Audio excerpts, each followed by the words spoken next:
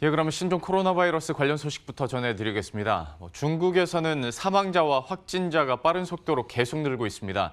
우리나라의 경우에는 물론 간밤에 확진자가 1명 늘긴 했습니다만은 속도 자체는 조금 주춤해진 추세인데요.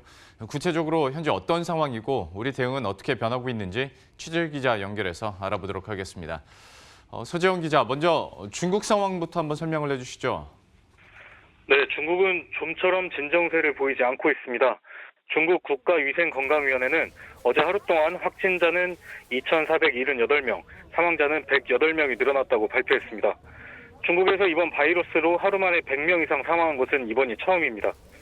이로써 지난해 12월 초 신종 코로나 바이러스가 처음 발생한 이후 2달여 만에 후베이성에서만 974명이 숨진 것으로 보고됐습니다. 중국 전체 사망자 수는 1,016명으로 집계됐고 중국 확진자는 42,000명을 훌쩍 넘어섰습니다. 관건은 중국 춘제 기간이 끝났다는 점입니다. 중국 정부가 신종 코로나 바이러스 확산을 막기 위해 연장했던 춘제 기간이 지난 9일을 기점으로 끝났습니다. 중국 내 인구 이동이 본격화되고 신종 코로나 바이러스 잠복기가 최장 24일이라는 보고가 나오면서 추가 감염의 우려가 있는 상황입니다. 그리고 현재 국내 상황은 좀 어떻게 변하고 있습니까? 네, 밤사이 국내 확진자는 1명 늘어나면서 총 확진자는 28명으로 보고됐습니다.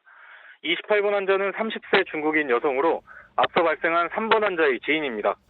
접촉자로 분류돼 자가격리를 진행하던 중 양성이 확인되면서 현재 명지병원에서 격리 중인 것으로 확인됐습니다.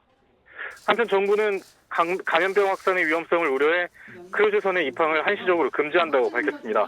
다만 기름을 넣거나 용품을 공급하는 배의 입항은 허용됩니다. 또 일본 요코하마항에 정박 중인 크루즈선 다이아몬드 프린세스에 60여 명의 추가 확진자가 나오면서 해당 크루즈선 내 확진자는 총 130명으로 늘었습니다. 이번 일을 계기로 일각에서는 공기를 통한 바이러스 전파 가능성도 제기하고 있는데요. 그러나 정부는 공기 중 전파 가능성은 우려하지 않아도 된다고 밝혔습니다.